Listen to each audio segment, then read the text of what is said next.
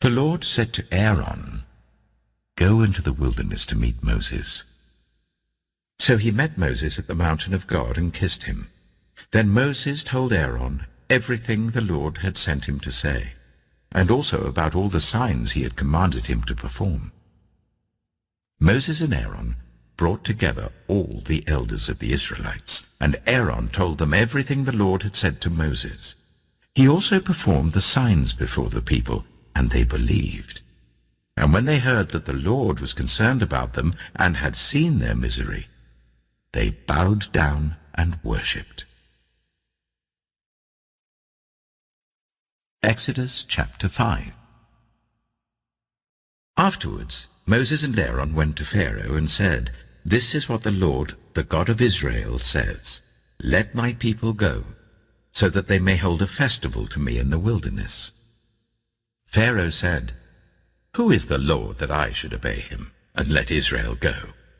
I do not know the Lord, and I will not let Israel go."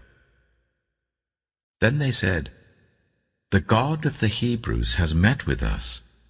Now let us take a 3-day journey into the wilderness to offer sacrifices to the Lord our God, or he may strike us with plagues or with the sword."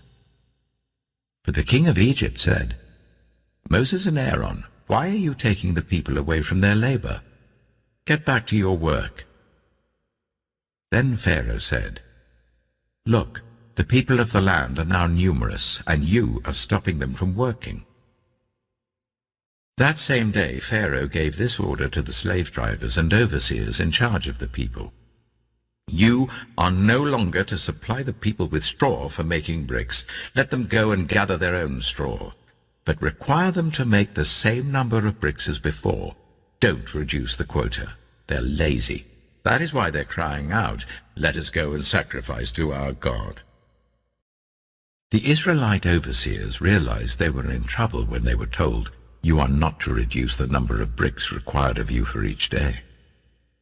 When they left Pharaoh, they found Moses and Aaron waiting to meet them, and they said, "May the Lord look on you and judge you. You have made us obnoxious to Pharaoh and his officials, and have put a sword in their hand to kill us." Moses returned to the Lord and said, "Why, Lord, why have you brought trouble on this people? Is this why you sent me? Ever since I went to Pharaoh to speak in your name, he has brought trouble on this people, and you have not rescued your people at all." Exodus chapter 6. Then the Lord said to Moses, "Now you will see what I will do to Pharaoh. Because of my mighty hand, he will let them go. Because of my mighty hand, he will drive them out of his country." God also said to Moses, "I am the Lord. I appeared to Abraham, to Isaac, and to Jacob as God Almighty, but by my name, the Lord, I did not make myself known to them. I also established my covenant with them to give them the land of Canaan, where they resided as foreigners. Moreover, I have heard the groaning of the Israelites, whom the Egyptians are enslaving, and I have remembered my covenant. Therefore say to the Israelites, 'I am the Lord, and I will bring you out from under the yoke of the Egyptians. I will free you from being slaves to them. I will redeem you with an outstretched arm and with mighty acts of judgment. I will take you as my own people, and I will be your God. Then you will know that I am the Lord your God, who has brought you out from under the yoke of the Egyptians, and I will bring you to the land I swore with uplifted hand to give to Abraham, to Isaac, and to Jacob. I will give it to you as a possession.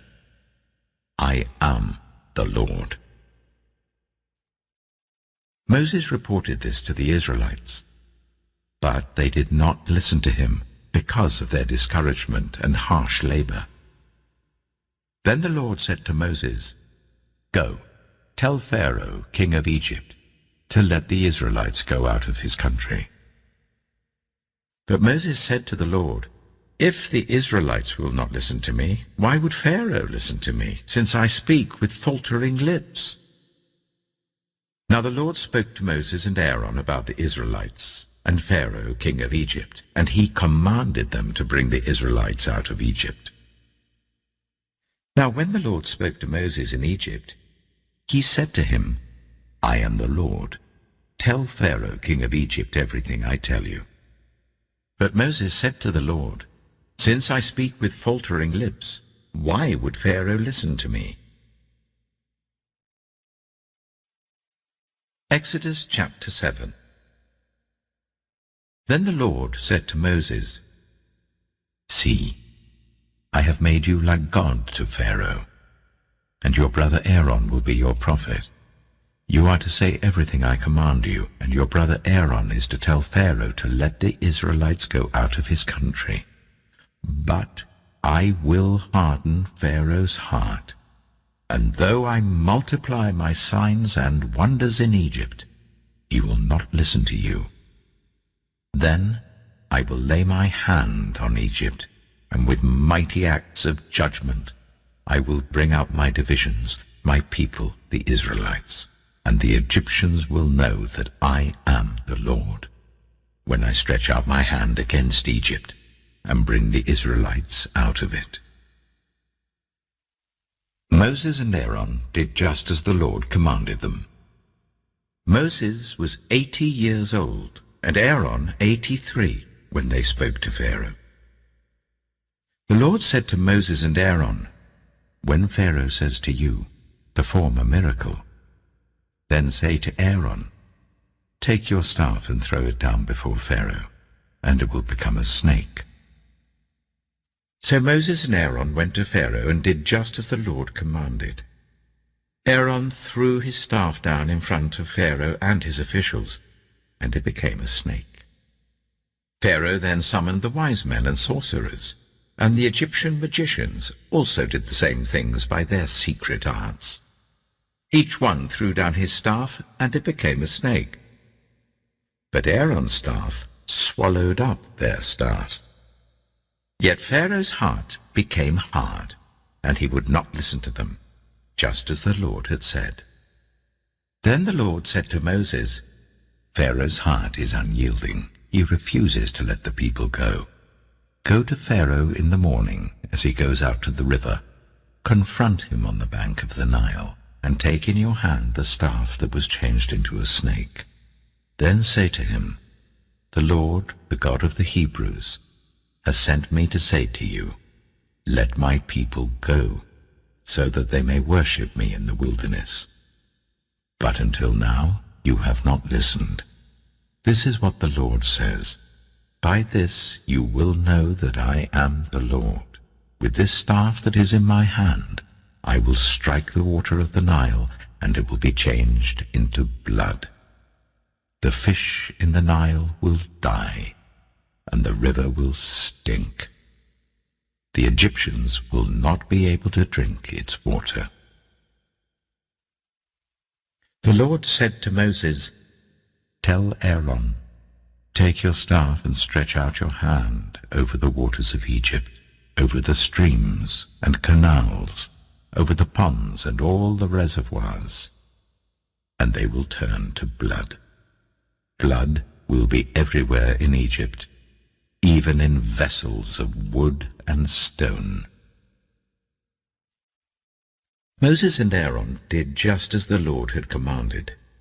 He raised his staff in the presence of Pharaoh and his officials, and struck the water of the Nile, and all the water was changed into blood. The fish in the Nile died, and the river smelled so bad that the Egyptians could not drink its water. Blood was everywhere in Egypt. But the Egyptian magicians did the same things by their secret arts, and Pharaoh's heart became hard. He would not listen to Moses and Aaron, just as the Lord had said.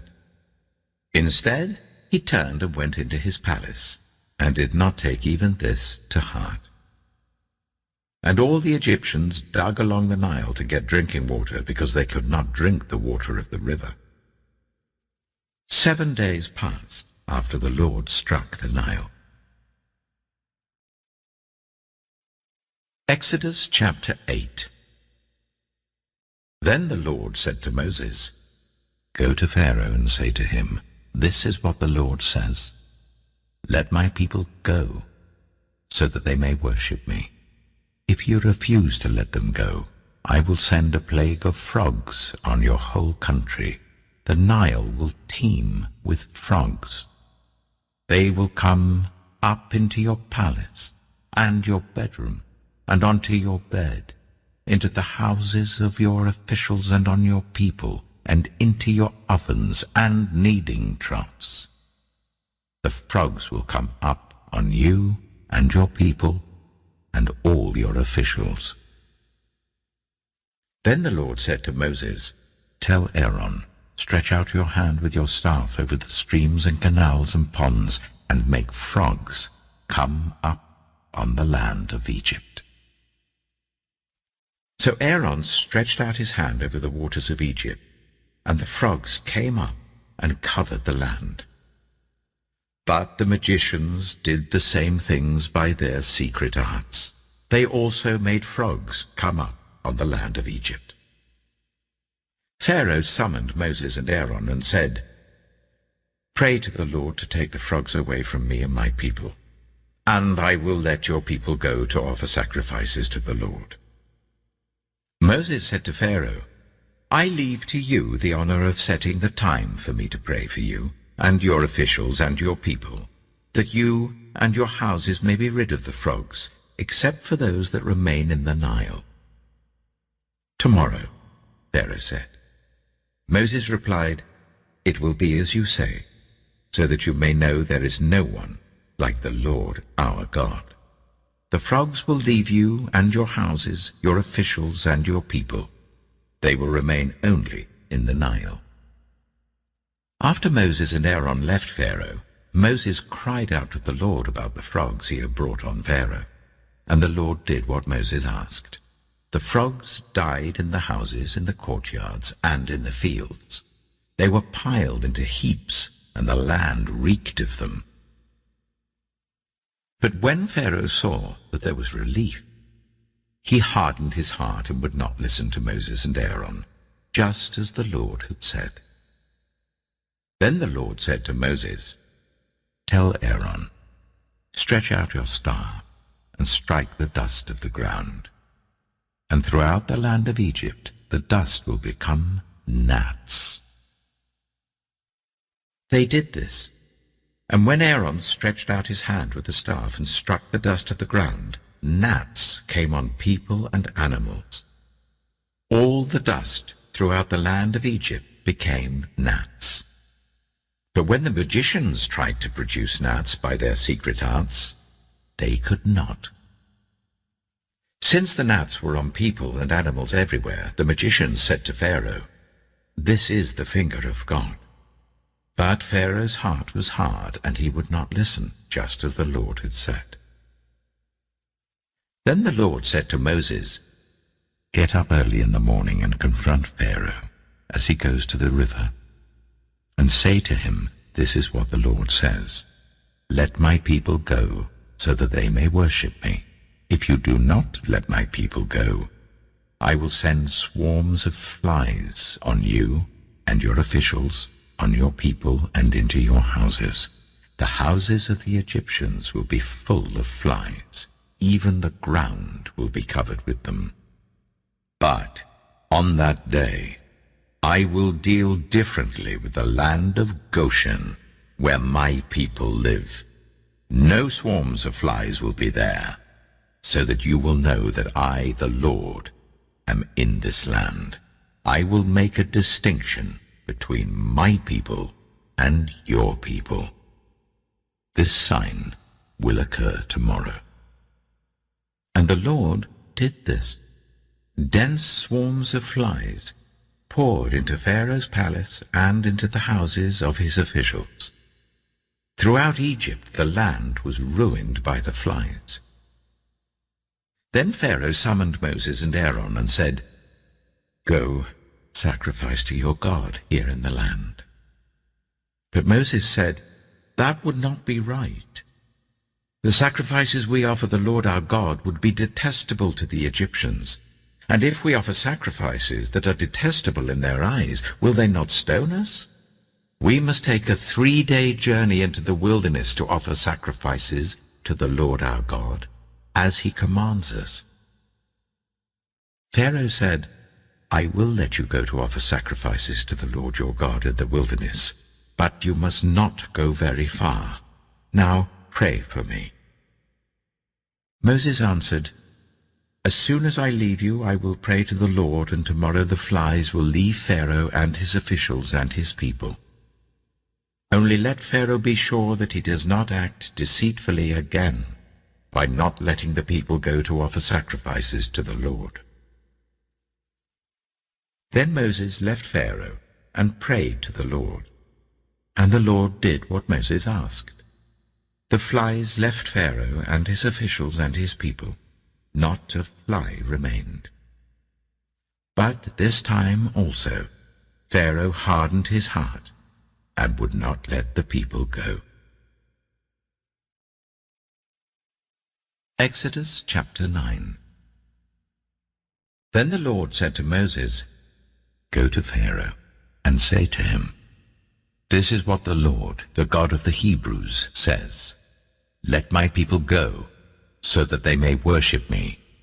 If you refuse to let them go and continue to hold them back, the hand of the Lord will bring a terrible plague on your livestock in the field, on your horses, donkeys, and camels, and on your cattle, sheep, and goats. But the Lord will make a distinction between the livestock of Israel and that of Egypt, so that no animal belonging to the Israelites will die.'" The Lord set a time and said, "Tomorrow the Lord will do this in the land." And the next day the Lord did it. All the livestock of the Egyptians died, but not one animal belonging to the Israelites died. Pharaoh investigated and found that not even one of the animals of the Israelites had died. Yet his heart was unyielding, and he would not let the people go. Then the Lord said to Moses and Aaron, "Take handfuls of soot from a furnace, and let Moses toss it into the air in the presence of Pharaoh. It will become fine dust over the whole land of Egypt, and festering boils will break out on people and animals throughout the land." So they took soot from a furnace and stood before Pharaoh. Moses tossed it into the air, and festering boils broke out on people and animals. The magicians could not stand before Moses because of the boils that were on them and on all the Egyptians. But the Lord hardened Pharaoh's heart, and he would not listen to Moses and Aaron, just as the Lord had said to Moses. Then the Lord said to Moses, "Get up early in the morning, confront Pharaoh, and say to him, 'This is what the Lord, the God of the Hebrews, says. Let my people go, so that they may worship me. For this time I will send the full force of my plagues against you and against your officials and your people, so you may know that there is no one like me in all the earth. For by now I could have stretched out my hand and struck you and your people with a plague that would have wiped you off the earth. But I have raised you up for this very purpose, that I might show you my power, and that my name might be proclaimed in all the earth. You still set yourself against my people, and will not let them go. Therefore, at this time tomorrow I will send the worst hailstorm that has ever fallen on Egypt from the day it was founded till now. Give an order now to bring your livestock and everything you have in the field to a place of shelter, because the hail will fall on every person and animal that has not been brought in and is still out in the field, and they will die." Those officials of Pharaoh who feared the word of the Lord hurried to bring their slaves and their livestock inside. But those who ignored the word of the Lord left their slaves and livestock in the field. Then the Lord said to Moses, "Stretch out your hand towards the sky so that hail will fall all over Egypt, on people and animals and on everything growing in the fields of Egypt." When Moses stretched out his staff towards the sky, the Lord sent thunder and hail, and lightning flashed down to the ground. So the Lord rained hail on the land of Egypt. Hail fell, and lightning flashed back and forth. It was the worst storm in all the land of Egypt since it had become a nation. Throughout Egypt, hail struck everything in the fields, both people and animals. It beat down everything growing in the fields and stripped every tree. The only place it did not hail was the land of Goshen, where the Israelites were. Then Pharaoh summoned Moses and Aaron. "This time I have sinned," he said to them. "The Lord is in the right, and I and my people are in the wrong. Pray to the Lord, for we have had enough thunder and hail. I will let you go. You don't have to stay any longer." Moses replied, "When I have gone out of the city, I will spread out my hands in prayer to the Lord. The thunder will stop, and there will be no more hail, so you may know that the earth is the Lord's. But I know that you and your officials still do not fear the Lord God." The flax and barley were destroyed, since the barley was in the ear and the flax was in bloom. The wheat and spelt, however, were not destroyed, because they ripen later. Then Moses left Pharaoh and went out of the city. He spread his hands towards the Lord.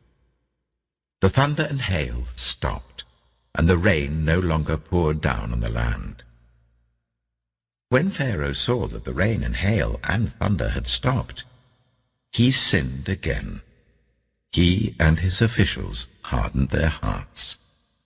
So Pharaoh's heart was hard, and he would not let the Israelites go, just as the Lord had said through Moses. Exodus chapter 10.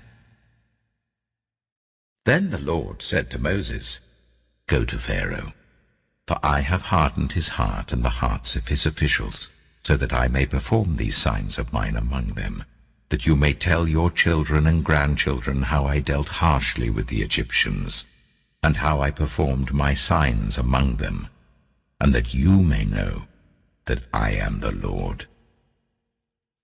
So Moses and Aaron went to Pharaoh and said to him, "This is what the Lord, the God of the Hebrews, says. How long will you refuse to humble yourself before me? Let my people go, so that they may worship me. If you refuse to let them go, I will bring locusts into your country tomorrow. They will cover the face of the ground, so that it cannot be seen. They will devour what little you have left after the hail, including every tree that is growing in your fields. They will fill your houses and those of all your officials and all the Egyptians, something neither your parents nor your ancestors have ever seen, from the day they settled in this land till now." Then Moses turned and left Pharaoh. Pharaoh's officials said to him, "How long will this man be a snare to us? Let the people go, so that they may worship the Lord their God. Do you not realize that Egypt is ruined?" Then Moses and Aaron were brought back to Pharaoh. "Go worship the Lord your God," he said. "But tell me who will be going." Moses answered, "We will go with our young and our old, with our sons and our daughters, and with our flocks and herds, because we are to celebrate a festival to the Lord." Pharaoh said, "The Lord be with you, if I let you go, along with your women and children. Clearly you are bent on evil. No, let only the men go and worship the Lord, since that's what you've been asking for." Then Moses and Aaron were driven out of Pharaoh's presence. And the Lord said to Moses, "Stretch out your hand over Egypt, so that locusts swarm over the land and devour everything growing in the fields, everything left by the hail." So Moses stretched out his staff over Egypt. And the Lord made an east wind blow across the land all that day and all that night. By morning the wind had brought the locusts. They invaded all Egypt, and settled down in every area of the country in great numbers. Never before had there been such a plague of locusts, nor will there ever be again. They covered all the ground until it was black. They devoured all that was left after the hail, everything growing in the fields and the fruit on the trees. Nothing green remained on tree or plant in all the land of Egypt. Pharaoh quickly summoned Moses and Aaron and said, "I have sinned against the Lord your God and against you. Now forgive my sin once more, and pray to the Lord your God to take this deadly plague away from me." Moses then left Pharaoh and prayed to the Lord. And the Lord changed the wind to a very strong west wind, which caught up the locusts and carried them into the Red Sea. Not a locust was left anywhere in Egypt. But the Lord hardened Pharaoh's heart, and he would not let the Israelites go. Then the Lord said to Moses, "Stretch out your hand towards the sky, so that darkness spreads over Egypt, darkness that can be felt." So Moses stretched out his hand towards the sky, and total darkness covered all Egypt for 3 days. No one could see anyone else or move about for 3 days. Yet all the Israelites had light in the places where they lived. Then Pharaoh summoned Moses and said, "Go worship the Lord. Even your women and children may go with you, only leave your flocks and herds behind." But Moses said, "You must allow us to have sacrifices and burnt offerings to present to the Lord our God. Our livestock, too, must go with us. Not a hoof is to be left behind. We have to use some of them in worshipping the Lord our God. And until we get there, we will not know what we are to use to worship the Lord." But the Lord hardened Pharaoh's heart, and he was not willing to let them go. Pharaoh said to Moses, "Get out of my sight. Make sure you do not appear before me again. The day you see my face, you will die." "Just as you say," Moses replied. "I will never appear before you again." Exodus chapter 11.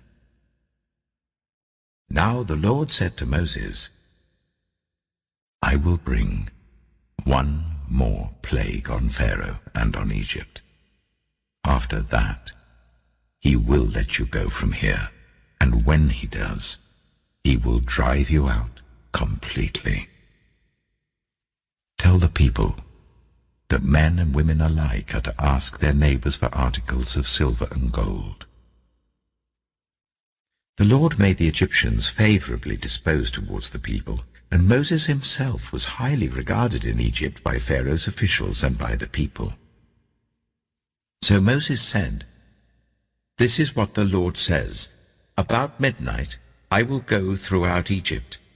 Every firstborn son in Egypt will die, from the firstborn son of Pharaoh who sits on the throne to the firstborn son of the female slave who is at her handmill, and all the firstborn of the cattle as well. There will be loud wailing throughout Egypt, worse than there has ever been or ever will be again. But among the Israelites not a dog will bark at any person or animal. Then you will know that the Lord makes a distinction between Egypt and Israel. All these officials of yours will come to me, bowing down before me, and saying, 'Go, you and all the people who follow you. After that, I will leave." Then Moses, hot with anger, left Pharaoh. The Lord had said to Moses, "Pharaoh will refuse to listen to you, so that my wonders may be multiplied in Egypt." Moses and Aaron performed all these wonders before Pharaoh, but the Lord hardened Pharaoh's heart, and he would not let the Israelites go out of his country. Exodus chapter 12. The Lord said to Moses and Aaron in Egypt, "This month is to be for you the first month of your year. Tell the whole community of Israel that on the 10th day of this month, each man is to take a lamb for his family, one for each household. If any household is too small for a whole lamb, they must share one with their nearest neighbor, having taken into account the number of people there are. You are to determine the amount of lamb needed in accordance with what each person will eat. The animals you choose must be year-old males, without defect, and you may take them from the sheep or the goats. Take care of them until the 14th day of the month, when all the members of the community of Israel must slaughter them at twilight. Then they are to take some of the blood and put it on the sides and tops of the door frames of the houses where they eat the lambs. That same night they are to eat the meat roasted over the fire, along with bitter herbs and bread made without yeast.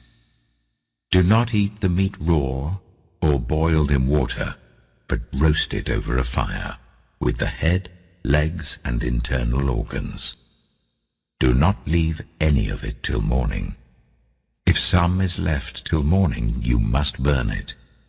This is how you are to eat it, with your cloak tucked into your belt, your sandals on your feet, and your staff in your hand. Eat it in haste. It is the Lord's Passover. On that same night, I will pass through Egypt and strike down every firstborn of both people and animals, and I will bring judgment on all the gods of Egypt. I am the Lord. The blood will be a sign for you on the houses where you are, and when I see the blood, I will pass over you. No destructive plague will touch you when I strike Egypt. This is a day you are to commemorate. For the generations to come you shall celebrate it as a festival to the Lord, a lasting ordinance. For 7 days you are to eat bread made without yeast. On the first day remove the yeast from your houses, for whoever eats anything with yeast in it from the first day until the 7th must be cut off from Israel. On the first day hold a sacred assembly, and another one on the 7th day. Do no work at all on these days, except to prepare food for everyone to eat. That is all you may do. Celebrate the festival of unleavened bread, because it was on this very day that I brought your divisions out of Egypt. Celebrate this day as a lasting ordinance for the generations to come. Then Moses summoned all the elders of Israel and said to them, Go at once and select the animals for your families and slaughter the Passover lamb. Take a bunch of hyssop, dip it into the blood in the basin, and put some of the blood on the top and on both sides of the doorframe. None of you shall go out of the door of your house until morning. When the Lord goes through the land to strike down the Egyptians, he will see the blood on the top and sides of the doorframe and will pass over that doorway, and he will not permit the destroyer to enter your houses and strike you down. Obey these instructions as a lasting ordinance for you and your descendants. When you enter the land that the Lord will give you as he promised, observe this ceremony. And when your children ask you, What does this ceremony mean to you? Then tell them, It is the Passover sacrifice to the Lord, who passed over the houses of the Israelites in Egypt and spared our homes when he struck down the Egyptians." Then the people bowed down and worshipped. The Israelites did just what the Lord commanded Moses and Aaron. At midnight, the Lord struck down all the firstborn in Egypt, from the firstborn of Pharaoh who sat on the throne, to the firstborn of the prisoner who was in the dungeon, and the firstborn of all the livestock as well. Pharaoh and all his officials and all the Egyptians got up during the night, and there was loud wailing in Egypt, for there was not a house without someone dead.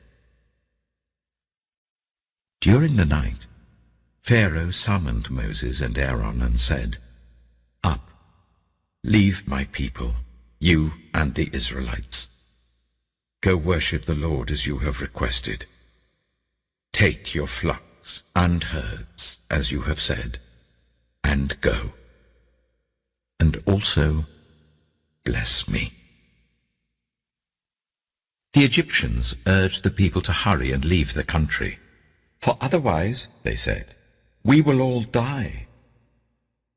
So the people took their dough before the yeast was added and carried it on their shoulders in kneading troughs wrapped in clothing.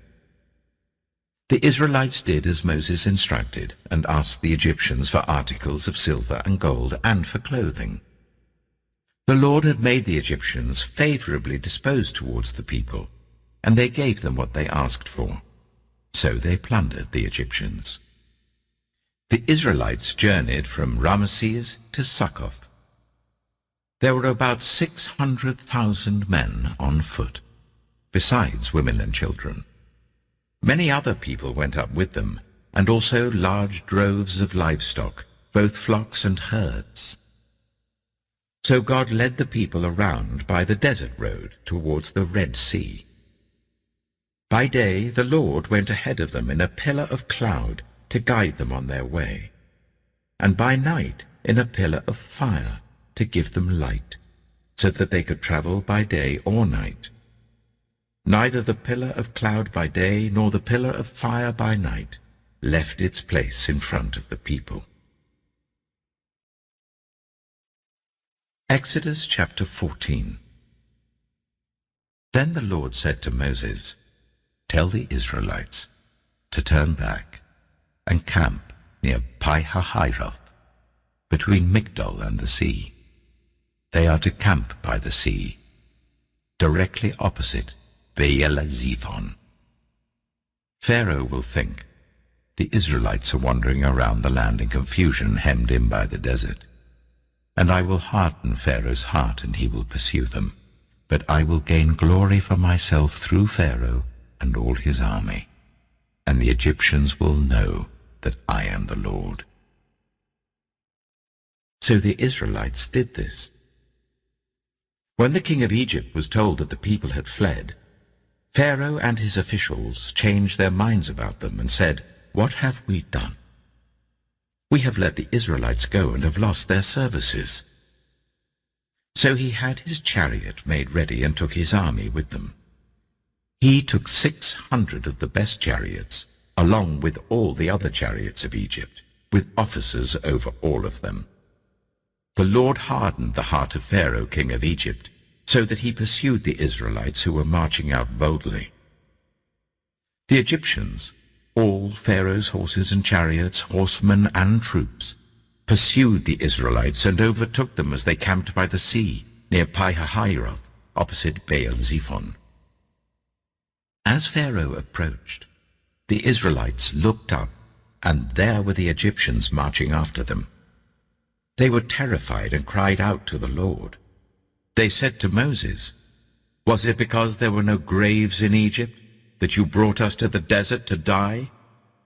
What have you done to us by bringing us out of Egypt? Didn't we say to you in Egypt, 'Leave us alone, let us serve the Egyptians'? It would have been better for us to serve the Egyptians than to die in the desert." Moses answered the people, "Do not be afraid. Stand firm, and you will see the deliverance the Lord will bring you today. The Egyptians you see today, you will never see again. The Lord will fight for you.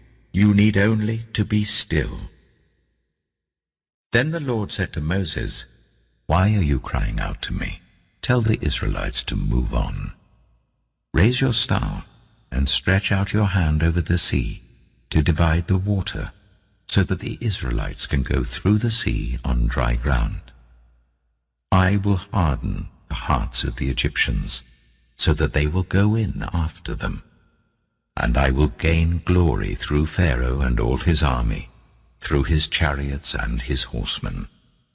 The Egyptians will know that I am the Lord, when I gain glory through Pharaoh, his chariots, and his horsemen." Then the angel of God, who had been traveling in front of Israel's army, withdrew and went behind them. The pillar of cloud also moved from in front and stood behind them, coming between the armies of Egypt and Israel. Throughout the night the cloud brought darkness to the one side and light to the other, so neither went near the other all night long. Then Moses stretched out his hand over the sea, and all that night the Lord drove the sea back with a strong east wind and turned it into dry land. The waters were divided, and the Israelites went through the sea on dry ground, with a wall of water on their right and on their left. The Egyptians pursued them, and all Pharaoh's horses and chariots and horsemen followed them into the sea. During the last watch of the night, the Lord looked down from the pillar of fire and cloud at the Egyptian army and threw it into confusion. He jammed the wheels of their chariots so that they had difficulty driving. And the Egyptians said, "Let's get away from the Israelites. The Lord is fighting for them against Egypt." Then the Lord said to Moses, "Stretch out your hand over the sea, so that the waters may flow back over the Egyptians and their chariots and horsemen." Moses stretched out his hand over the sea, and at daybreak the sea went back to its place. The Egyptians were fleeing towards it, and the Lord swept them into the sea. The water flowed back and covered the chariots and horsemen. The entire army of Pharaoh that had followed the Israelites into the sea. Not one of them survived. But the Israelites went through the sea on dry ground, with a wall of water on their right and on their left. That day the Lord saved Israel from the hands of the Egyptians, and Israel saw the Egyptians lying dead on the shore. And when the Israelites saw the mighty hand of the Lord displayed against the Egyptians, the people feared the Lord and put their trust in him and in Moses his servant. Exodus chapter 15. Then Moses and the Israelites sang this song to the Lord. "I will sing to the Lord, for he is highly exalted. Both horse and driver he has hurled into the sea. The Lord is my strength and my defense.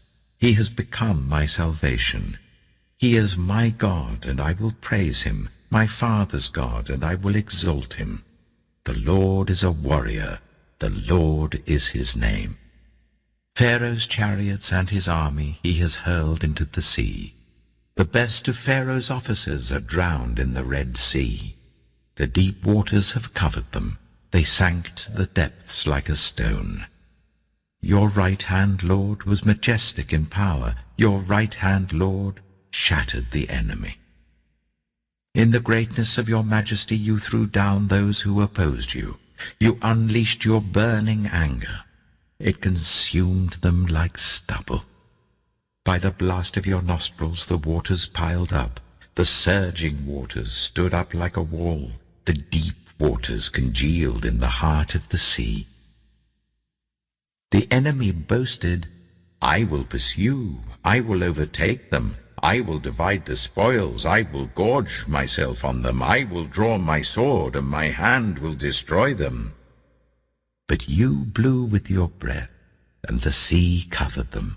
They sank like lead in the mighty waters. Who among the gods is like you, Lord? Who is like you, majestic in holiness, awesome in glory, working wonders? You stretch out your right hand, and the earth swallows your enemies. In your unfailing love you will lead the people you have redeemed. In your strength you will guide them to your holy dwelling. The nations will hear and tremble. Anguish will grip the people of Philistia. The chiefs of Edom will be terrified. The leaders of Moab will be seized with trembling. The people of Canaan will melt away. Terror and dread will fall on them. By the power of your arm, they will be as still as a stone. Until your people pass by, Lord, until the people you bought pass by. You will bring them in and plant them on the mountain of your inheritance, the place, Lord, you made for your dwelling, the sanctuary, Lord, your hands established. The Lord reigns for ever and ever. When Pharaoh's horses, chariots, and horsemen went into the sea, the Lord brought the waters of the sea back over them. But the Israelites walked through the sea on dry ground. Then Miriam, the prophet, Aaron's sister, took a tambourine in her hand, and all the women followed her with tambourines and dancing. Miriam sang to them, "Sing to the Lord, for he is highly exalted. Both horse and driver he has hurled into the sea." Then Moses led Israel from the Red Sea, and they went into the desert of Shur. For 3 days they traveled in the desert without finding water. When they came to Marah, they could not drink its water because it was bitter. That is why the place is called Marah. So the people grumbled against Moses, saying, "What are we to drink?" Then Moses cried out to the Lord, and the Lord showed him a piece of wood. He threw it into the water, and the water became fit to drink. There the Lord issued a ruling and instruction for them and put them to the test. He said, "If you listen carefully to the Lord your God and do what is right in his eyes, if you pay attention to his commands and keep all his decrees, I will not bring on you any of the diseases I brought on the Egyptians, for I am the Lord who heals you." Then they came to Elim, where there were 12 springs and 70 palm trees, and they camped there near the water.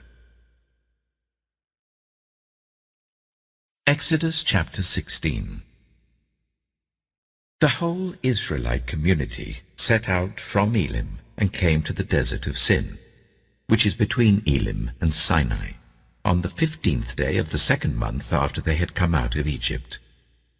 In the desert, the whole community grumbled against Moses and Aaron. The Israelites said to them, "If only we had died by the Lord's hand in Egypt. There we sat round pots of meat and ate all the food we wanted. But you have brought us out into this desert to starve this entire assembly to death." Then the Lord said to Moses, "I will rain down bread from heaven for you. The people are to go out each day and gather enough for that day. In this way I will test them and see whether they will follow my instructions. On the 6th day they are to prepare what they bring in, and that is to be twice as much as they gather on the other days." So Moses and Aaron said to all the Israelites, "In the evening you will know that it was the Lord who brought you out of Egypt. And in the morning you will see the glory of the Lord, because he has heard your grumbling against him. Who are we that you should grumble against us?" Moses also said, "You will know that it was the Lord when he gives you meat to eat in the evening, and all the bread you want in the morning, because he has heard your grumbling against him. Who are we? You are not grumbling against us, but against the Lord." Then Moses told Aaron, "Say to the entire Israelite community, 'Come before the Lord, for he has heard your grumbling.'" While Aaron was speaking to the whole Israelite community, they looked towards the desert, and there was the glory of the Lord appearing in the cloud. The Lord said to Moses, I have heard the grumbling of the Israelites. Tell them, at twilight you will eat meat, and in the morning you will be filled with bread. Then you will know that I am the Lord your God. That evening quail came and covered the camp, and in the morning there was a layer of dew around the camp. When the dew was gone, thin flakes like frost on the ground appeared on the desert floor. When the Israelites saw it, they said to each other, What is it? For they did not know what it was. Moses said to them, It is the bread the Lord has given you to eat. This is what the Lord has commanded. Everyone is to gather as much as they need. Take an omer for each person you have in your tent. The Israelites did as they were told. Some gathered much, some little. And when they measured it by the omer, the one who gathered much did not have too much, and the one who gathered little did not have too little. Everyone had gathered just as much as they needed. Then Moses said to them, No one is to keep any of it until morning. However, some of them paid no attention to Moses. They kept part of it until morning, but it was full of maggots and began to smell. So Moses was angry with them. Each morning, everyone gathered as much as they needed, and when the sun grew hot, it melted away. On the 6th day, they gathered twice as much, 2 omers for each person. And the leaders of the community came and reported this to Moses. He said to them, This is what the Lord commanded. Tomorrow is to be a day of Sabbath rest, a holy Sabbath to the Lord. So bake what you want to bake and boil what you want to boil. Save whatever is left and keep it until morning. So they saved it until morning as Moses commanded, and it did not stink or get maggots in it. Eat it today, Moses said, because today is a Sabbath to the Lord. You will not find any of it on the ground today. 6 days you are to gather it, but on the 7th day, the Sabbath, there will not be any. Nevertheless, some of the people went out on the 7th day to gather it, but they found none. Then the Lord said to Moses, How long will you refuse to keep my commands and my instructions? Bear in mind that the Lord has given you the Sabbath. That is why on the 6th day he gives you bread for 2 days. Everyone is to stay where they are on the 7th day. No one is to go out. So the people rested on the 7th day. The people of Israel called the bread manna. It was white like coriander seed and tasted like wafers made with honey. The Israelites ate manna for 40 years, until they came to a land that was settled. They ate manna until they reached the border of Canaan. An omer is 1/10 of an ephah.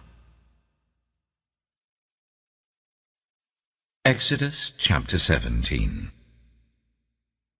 The whole Israelite community set out from the desert of Sin, traveling from place to place as the Lord commanded. They camped at Rephidim, but there was no water for the people to drink. So they quarreled with Moses and said, Give us water to drink. Moses replied, Why do you quarrel with me? Why do you put the Lord to the test? But the people were thirsty for water there, and they grumbled against Moses. They said, Why did you bring us up out of Egypt to make us and our children and our livestock die of thirst? Then Moses cried out to the Lord, What am I to do with these people? They are almost ready to stone me.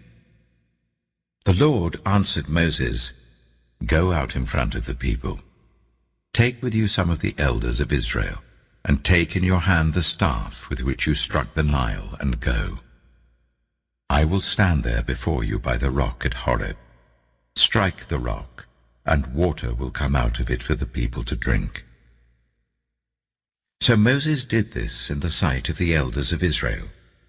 And he called the place Massa and Meribah, because the Israelites quarreled, and because they tested the Lord, saying, Is the Lord among us or not?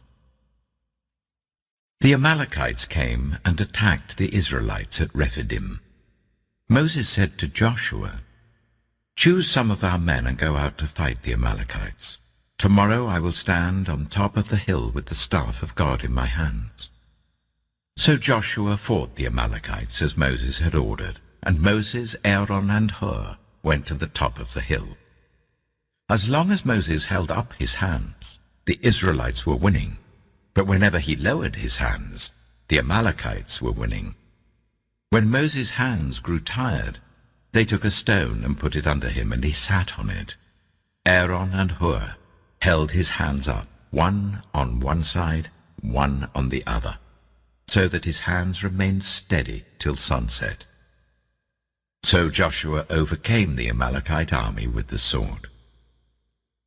Moses told his father-in-law about everything the Lord had done to Pharaoh and the Egyptians for Israel's sake, and about all the hardships they had met along the way, and how the Lord had saved them. Jethro was delighted to hear about all the good things the Lord had done for Israel in rescuing them from the hand of the Egyptians.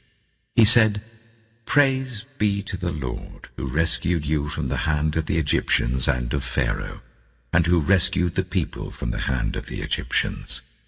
Now I know that the Lord is greater than all other gods, for he did this to those who had treated Israel arrogantly.